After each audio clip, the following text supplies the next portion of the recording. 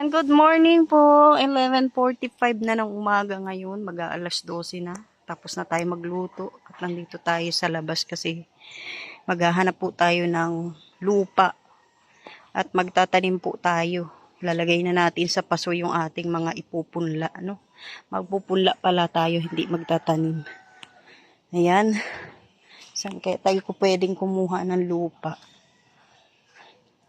Lalagay na po natin sa paso kasi tag-ulan na. Baka po yung kung magtatanim tayo sa likod baka bahain.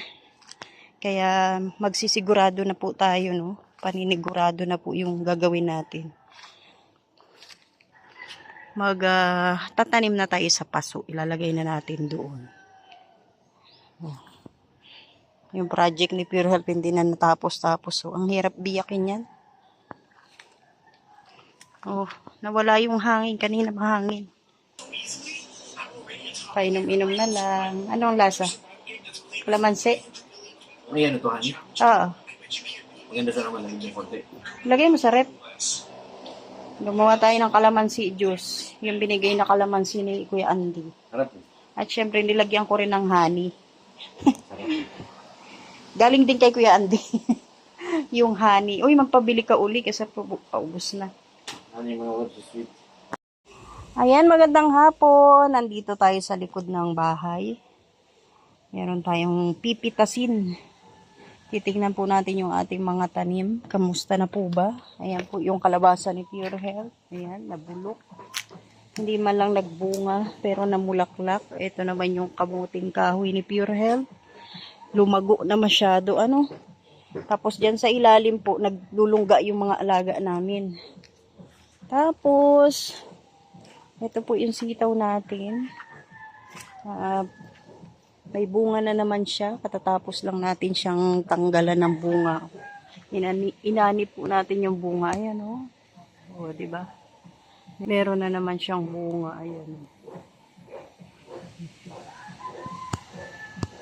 Tapos, ito naman po yung tinanim na talbos natin. Ayan, si Pure Health po ang may pakana. Nilagay natin sa sako. No? Kasi yung tinanim po natin dito ay naglaman po, nagkaroon po siya ng laman. Kaya lang, kinakain po, kaya ayan, nilipat natin dito. Nilipat pala ni Pure Health dyan. Tapos dito, sa lupa na to, ayan, may nakikita kayong mga ganito. Binaon po natin sa lupa para maging fertilizer po. Yung mga balat ng prutas, tsaka yung mga kanin-kanin, dyan po natin nilagay. Nilalagyan natin ng lupa. Ayan, para gumanda po yung lupa at maging fertilizer din siya. No?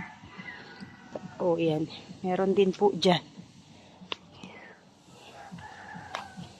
May talbos pa rin. No? Hindi pa rin naubos. Naninilaw na ang mga damo. Ayan, naninilaw na po yung mga damo. Aray ko po.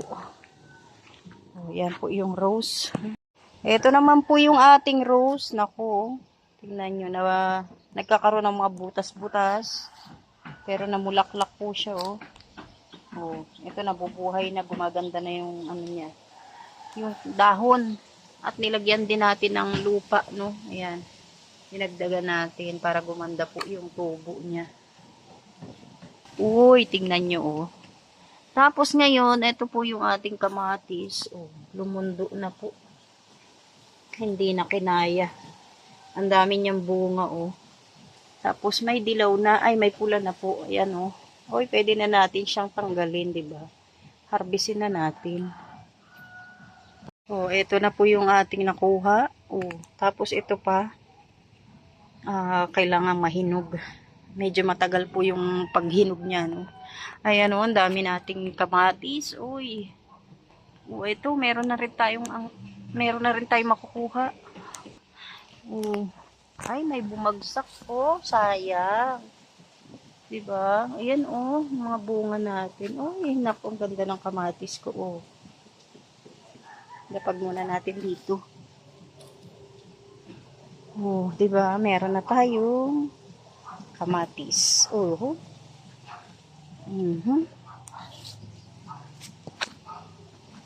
nangyari dito sa isa? Ay, nasira. Meron pa rito. Oh, may libre na akong kamatis. Ay, ba't ganun? Naku po. Oh, ito pwede na rin natin itong anihin. Uy, natanggal. Ito pwede na rin. Oh, di ba? May naanid na tayong kamatis. Lagay lang natin dito. Tapos, yung isa na bulok, sayang. Ayun, meron pa dito. Oh. Oh, diba? May naani na tayong kamatis. Ayan, naani nating kamatis. Abi, doon ka, dali. Uy, tingnan nyo, oh. May baby kamatis. Oh, yan liit.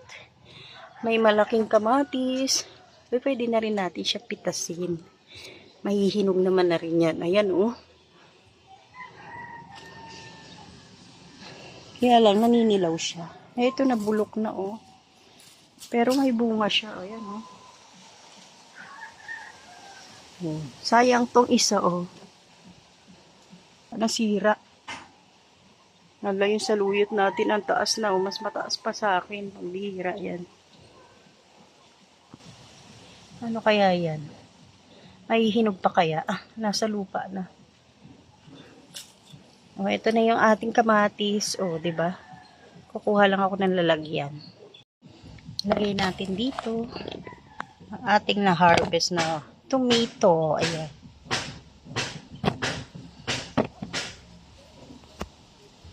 Oh, ayan na.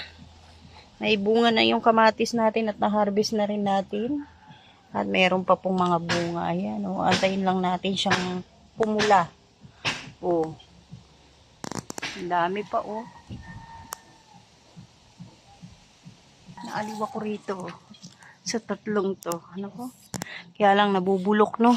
Yung ating kamatis. Tapos may bagong sibol. Tapos namumulaklak. Oh, diba? Uy, nakapag-ani na tayo. Nakapag-ani na tayo ng kamatis sa wakas. Na pala tayo maghahanap ng lupa dahil mayroon po tayong biniling lupa. Ayan. Yung lupa po dito sa atin pong taniman dito sa likod bahay. Hindi po kasi maganda yung lupa dito. Kaya ayan, bumili tayo ng lupa para masigurado po yung ating tanim.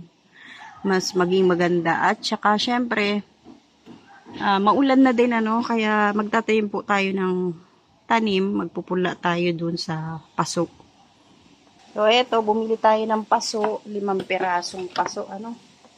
Ayan. Ayan na, 5. Lalagyan natin siya ng lupa, ayan. Nandito na yung lupa. At meron pa pong isang sako dun. Siguradong kakasya po yan, ano. Hindi naman natin pupunuin, ano. So, lagyan natin ng lupa.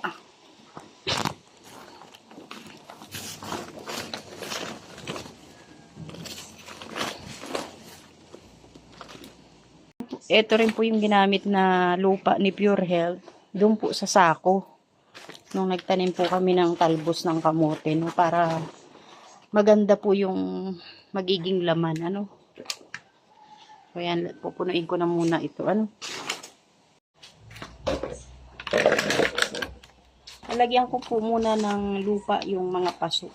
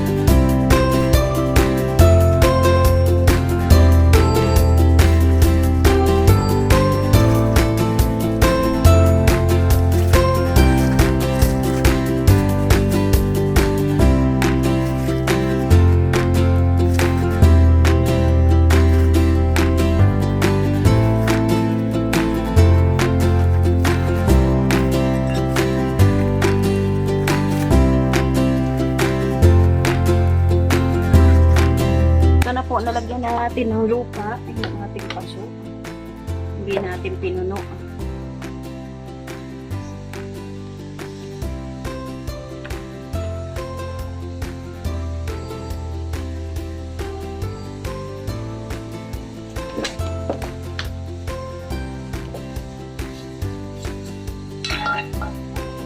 Ito po yung ipupula natin kasi hindi ako nagtagumpay dun sa likod. Nagtanim po tayo ng silo sa likod, kaya lang hindi naman po siya, hindi naging maganda yung itsura niya. Nabuhay naman, kaya lang habang lumalaki nangungulubot po yung dahon. So dito itatry ko naman, no? Kasi gusto ko talagang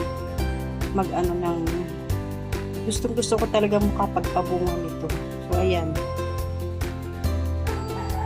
tingnan natin, baka dito magbabaka sakali po tayo na baka mabuhay at saka maging maganda yung dahon.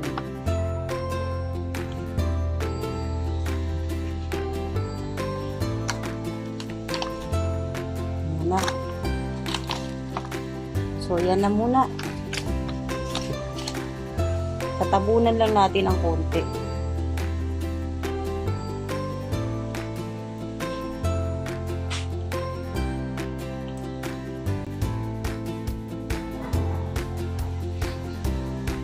Tapos, didiligan natin ng konting-konti lang din.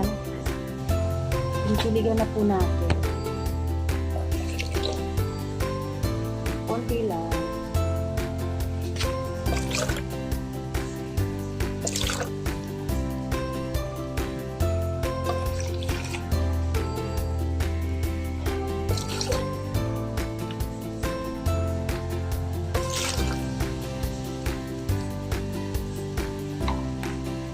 Tapos, dadagdagan ko ulit ng konting lupa.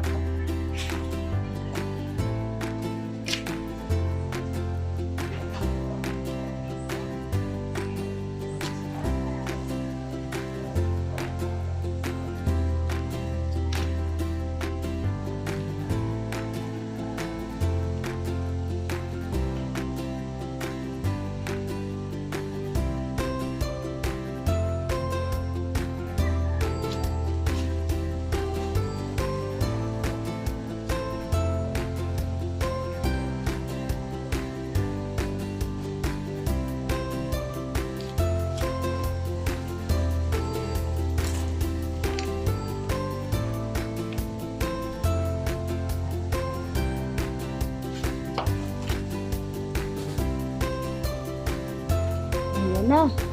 Okay na.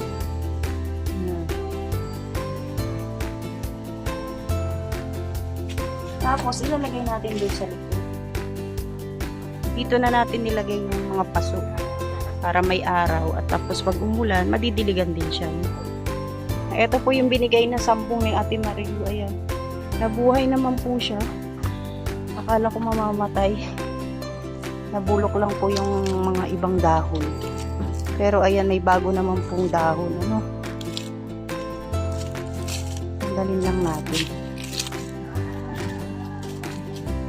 Buhay na, 10. Para daw sa high blood ni Pure Hair, para hindi na raw maghahanap ng dahon pag kailangan. So ayan, didiligan na lang po natin yung mga rose kasi ito yung tuyo. At mainit po ngayon, Diligan natin.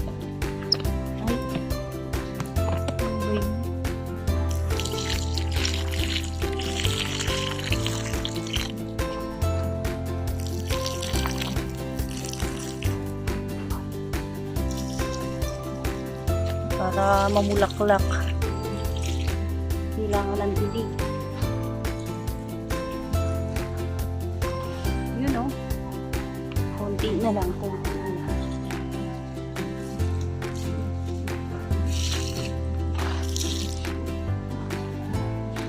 Tapos yung 10, syempre, ayan na. Ayan na po. Ngayon, aantayin po natin kung tutubo,